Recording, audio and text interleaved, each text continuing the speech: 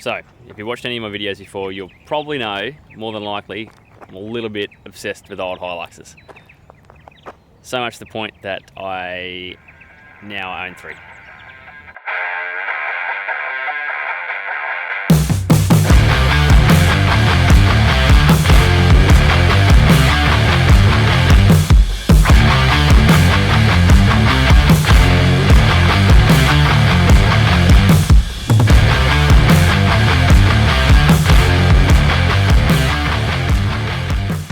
So look, I've had this on the back of my mind for way too long now, and I've been thinking about whether I should do it or not, and finally, the time has come. So as you can probably tell, I'm very passionate about these old utes, and my mind is just exploding with ideas for it.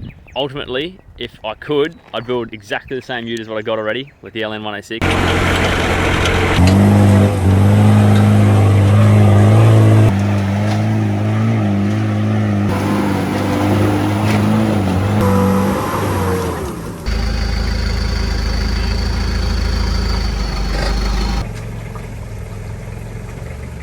That thing is an absolute weapon, and I love driving it. Every time I turn the key, it puts a smile on my face. But I live in the real world and funds aren't endless, so I was thinking maybe start off with a bit of a budget build.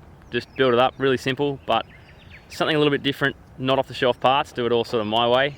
Stuff that I've learned over the years, and a few little tips and tricks, and you know, piece together something a little bit unique. But ultimately, I want your opinion. What do you want to see me do with this thing? Do you want to see me build it up as a bit of a budget ute first? Do you want to see me turn it into a rock crawler slowly?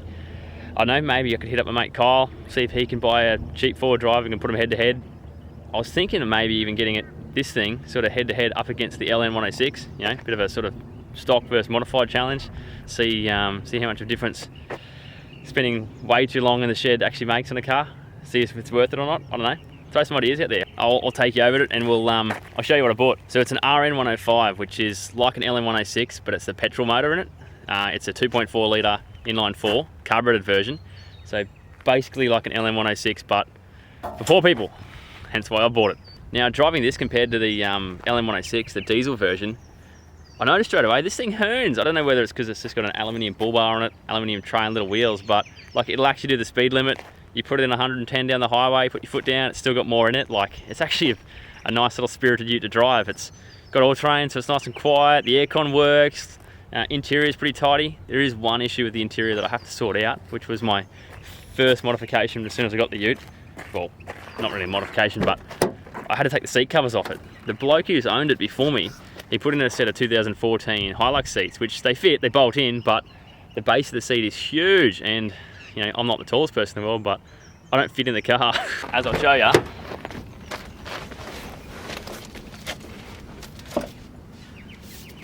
I can't fit.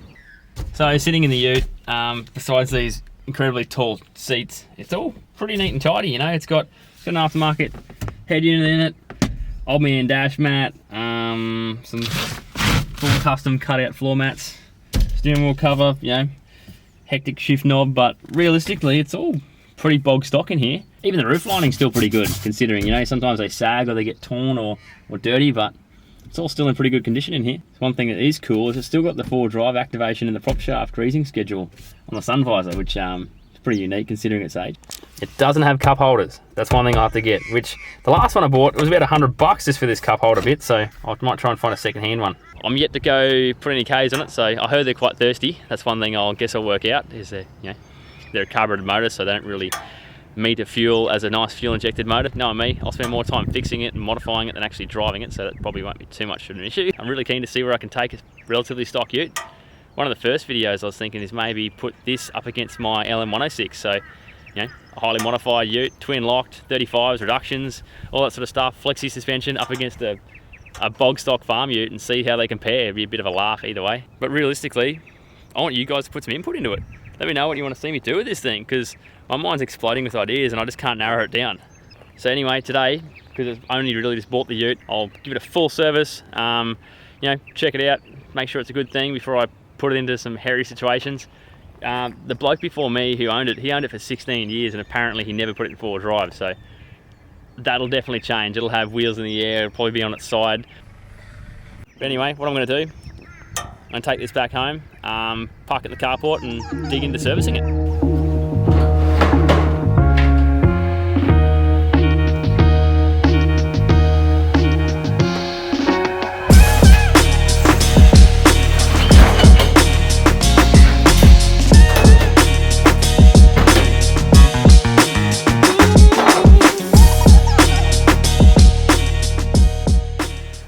it's time. Got the ute home, have a bit of a look over it and give it a big service. See if I can find anything scary. Just went to the local auto parts store, got some service bits for it. Bloke who owned it gave me half a swivel hub kit, which is handy. I had some gear oil laying around, had some radiator water stuff laying around. Yeah, got oils, coolants, greases, set of plugs, filter, air filter. I'll just do the basics on it and work out where we're at.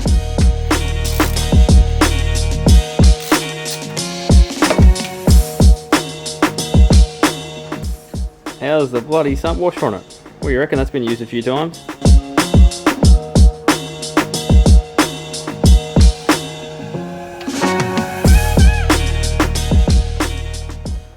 Oil filter looks like it's in a bit of a bastard of a spot. Oh, check it out. Let's put a new starter motor on it. That's the go. Alrighty. See if we can get this thing off, eh? One-handed. Let's go. Oh, oh yeah. Got him. Nice. Let's put oil everywhere, eh? Looks like it's going to drip down on the block.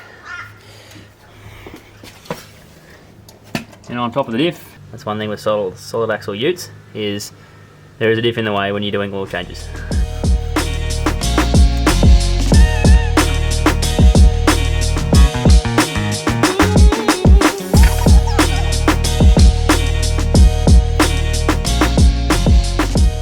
One thing I just noticed, check it out. Woo!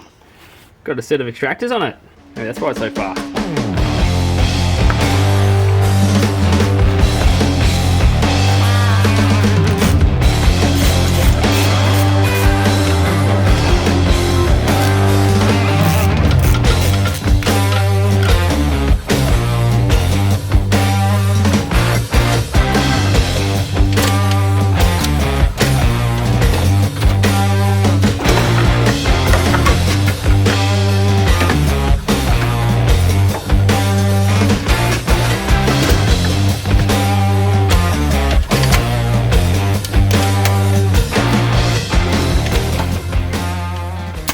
Well, that's about all I'm going to do with the motor for now. I've done oil filter, air filter, spark plugs, and changed the oil. The radiator is actually looking like it's leaking a little bit, so I'm not going to bother changing coolant. I'm going to run it a few times and just see, see if this poor thing holds in. I'll have to chuck a radiator in it eventually by the look of it. And I also noticed down here when I was checking out my fancy headers that it's starting to weep a little bit around this join, so something as well I'll have to sort out down the track, but hopefully she'll hold in there for a little bit longer. Alright, well, next up we'll check the diffs out. It's always a good tip when it comes to diffs or gearboxes, transfer cases, anything similar. Always make sure you can fill it before you can drain it. So crack the filler before the drain, just in case you get halfway through it and you can't fill it back up again and then you're stuck without a car. Let's see how we go.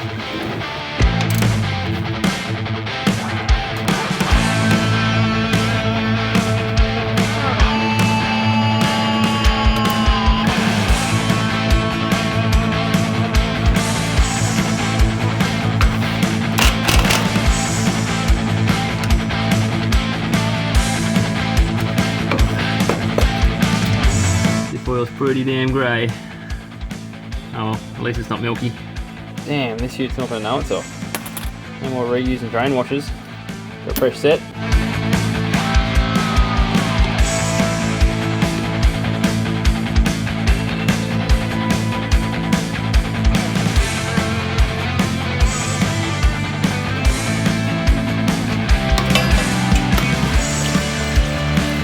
Look at that!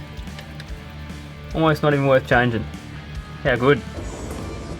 So the rear diffs on these ute have a factory LSD, but realistically with Toyota, it's not a limited slip diff, it's a limited grip diff. So eventually, I got a feeling that won't be an LSD for very long. It might have a sneaky locker in there. Anyway, let's see what spooge comes out of here. Oh, didn't even need changing, look at that. It's beautiful. Oh well. Let it drain anyway. Might as well do it while we're here. Alright, well, we're doing good so far. Let's see what comes out of the transfer case. Diffs were good, motor was good. Let's see what comes out of here. Oh, beautiful again.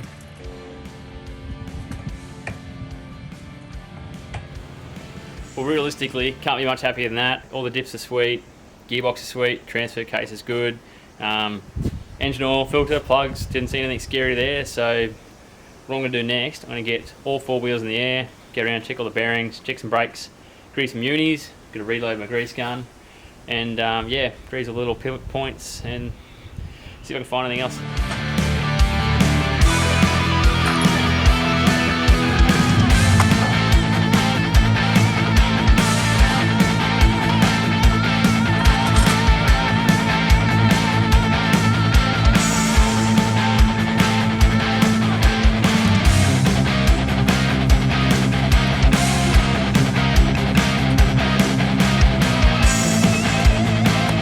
Also had a quick look under here.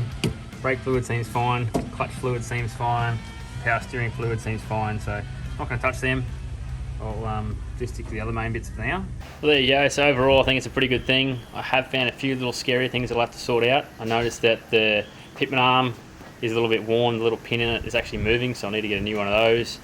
Driver's side front wheel bearing, I need to check that out to make it a bit of noise. And then another scary thing too is intake pipe here is torn. So it's been sucking past the filter, which isn't a good thing at all, but get a new one of those. And then after that, I might give everything a bit of a degrease and a wash down, and then hopefully next video, you guys will give me a bit of an idea of what we're going to do with it. I'm keen to get it on the tracks. I don't know about you guys. Let me know what you want to see. Catch up next time.